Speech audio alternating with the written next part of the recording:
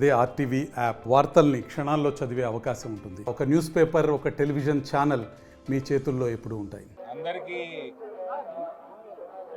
తెలుగు ప్రజలు ప్రత్యేకంగా ఆంధ్రలో నూతన గవర్నమెంట్ ఫామ్ అయింది. అందరికీ శుభాకాంక్షలు. రాఖీ పౌర్ణమి శుభాకాంక్షలు భారతీయులందరికీ, హిందువులందరికీ.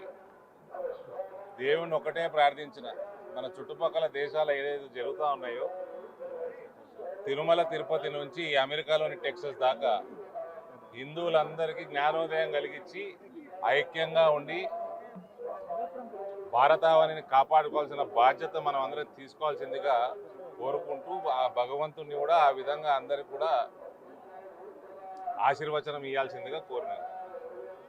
బంగ్లాదేశ్ ఏదో వేరే దేశం కాదు, అఖండ భారతంలో ఒక భాగమే. నిన్న మొన్నటి దాకా మన ప్రాంతమే.